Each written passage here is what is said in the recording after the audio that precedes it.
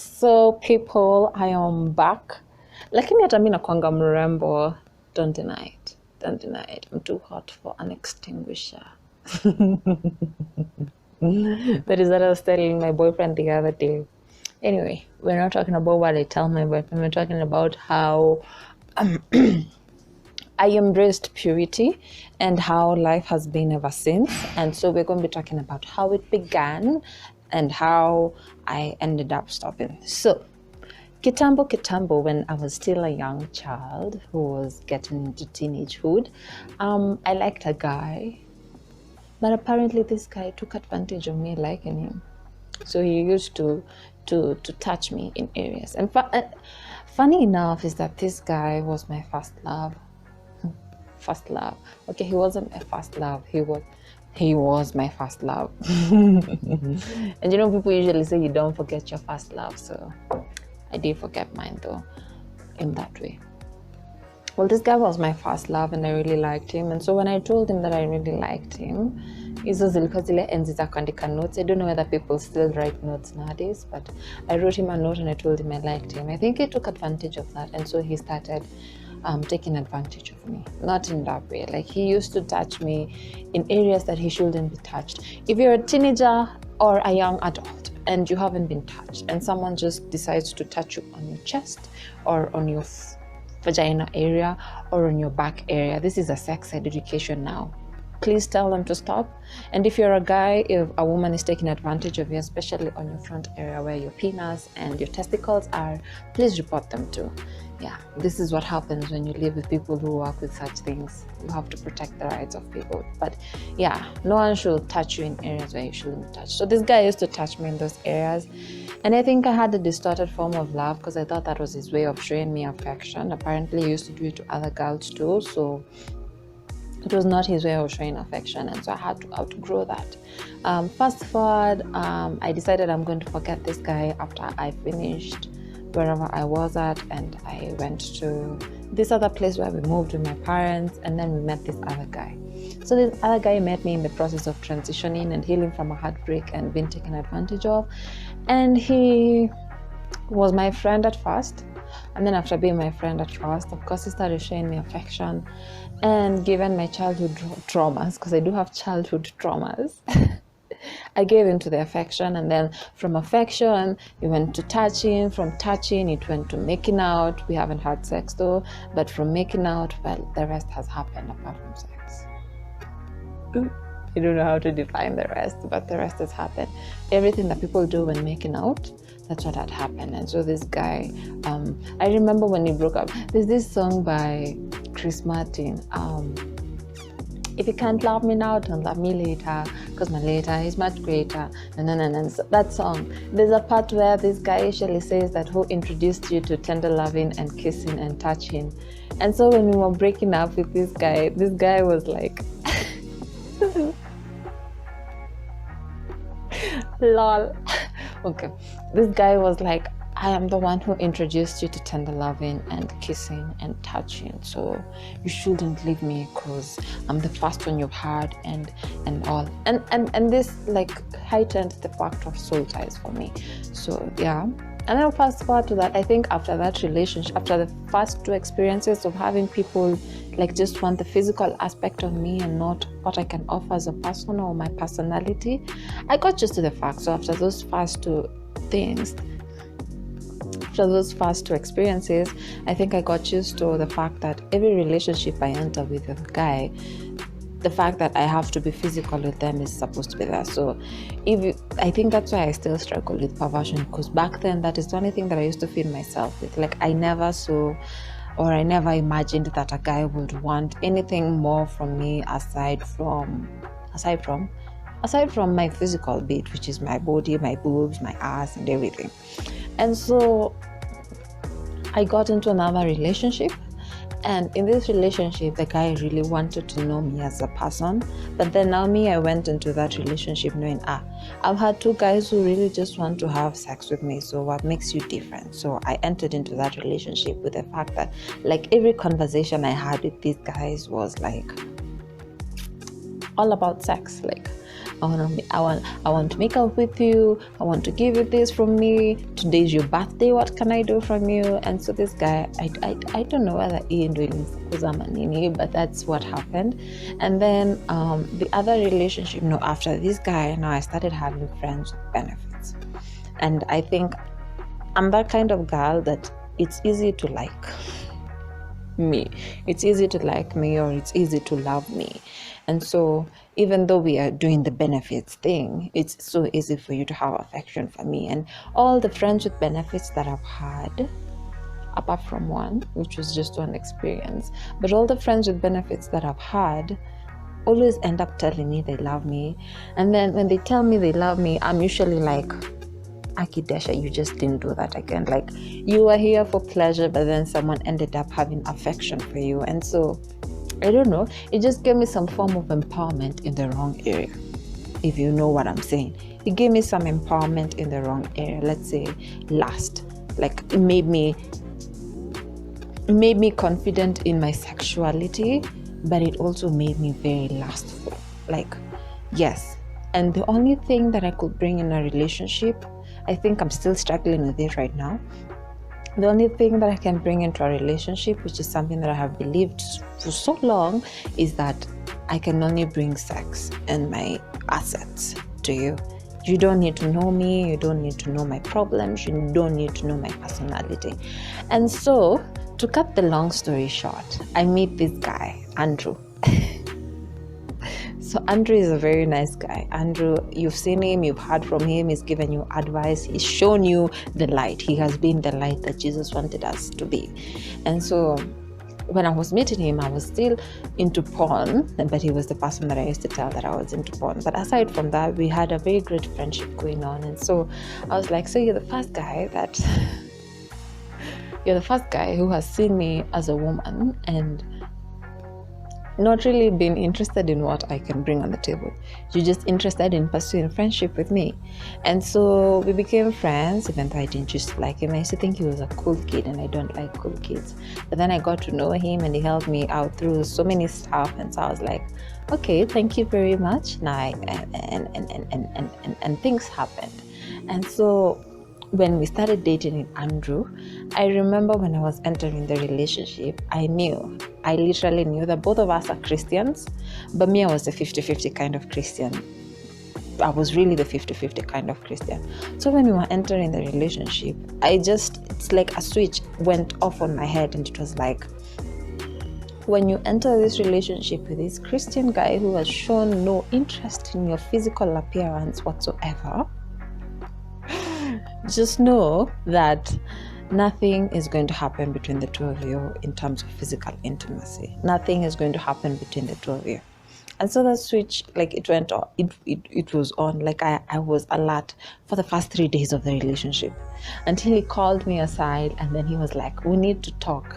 And I was like, Andrew, you're never serious, so what do we want to talk about? Okay, he's always serious, but back then I didn't take it. Like, he was never serious. He's a joker. If you know him personally, he is really a joker. So he was never serious. And just come here.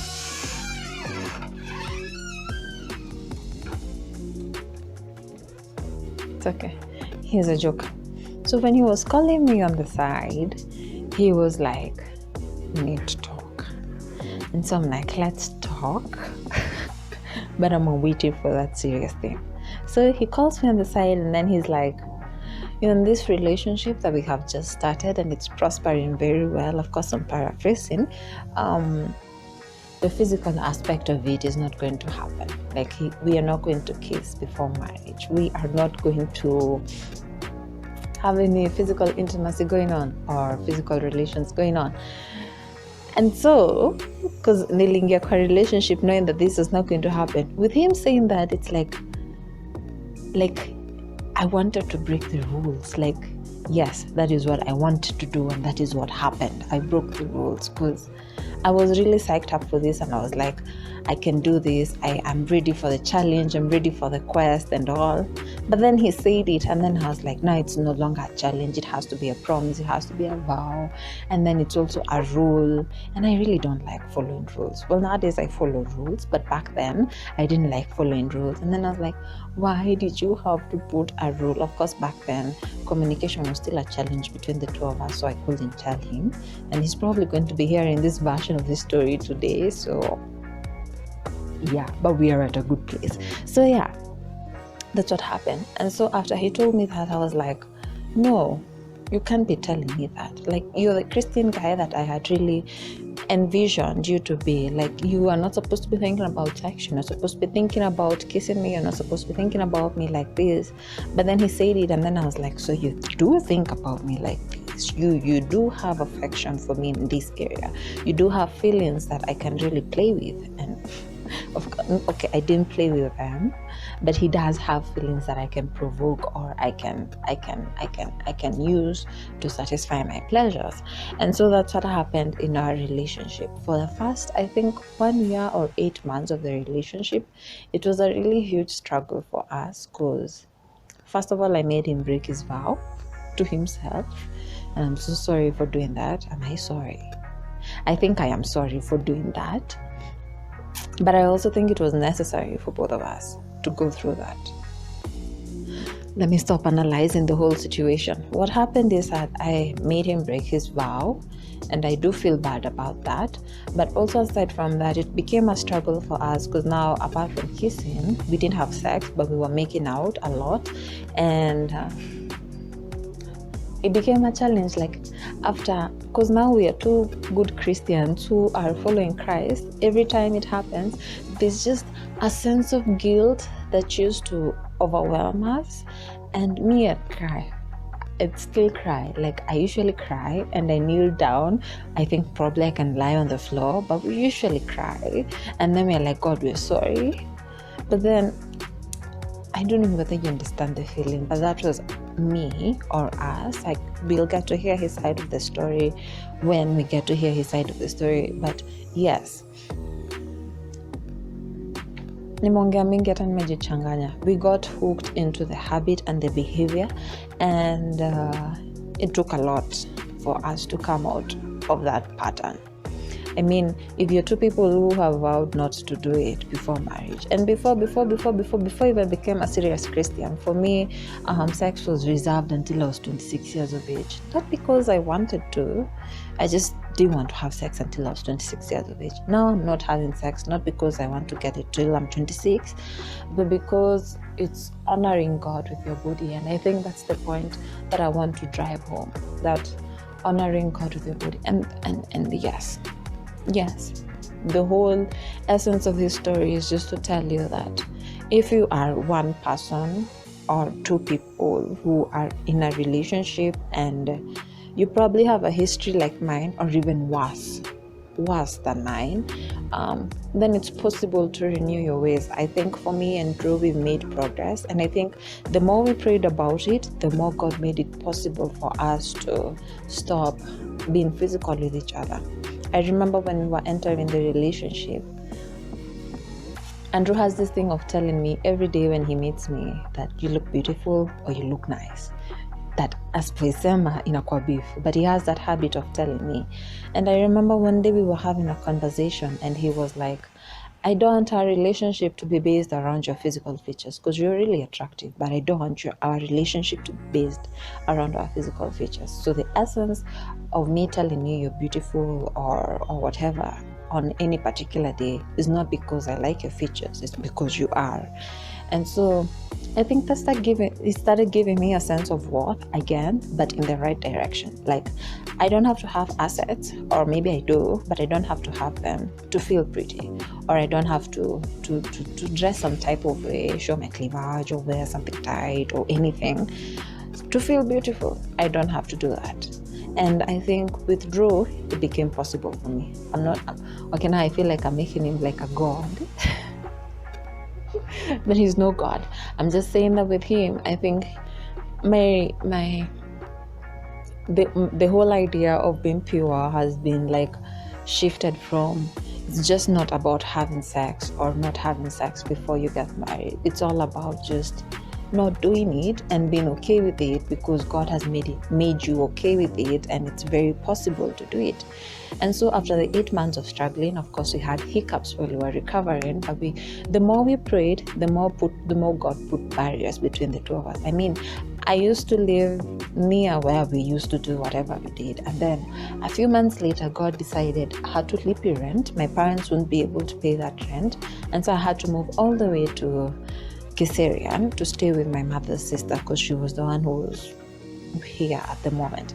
And so we moved to Kiserian, and so the distance between us became even far and far. And you know, when the distance becomes far and not far, when the distance becomes bigger, you have to look for ways to fill your head with other things other than what you used to think about. Because when I was near him, I was just thinking about how I'm going to play with him and how I'm going to arouse him and leave him high and dry, or how I'm going to satisfy him, whichever way. But that's what I used to think about. But the farther I went from him, the farther I was placed from him, I don't know, but I just started thinking about, okay, this God thing is really serious and I need to get to heaven whatsoever.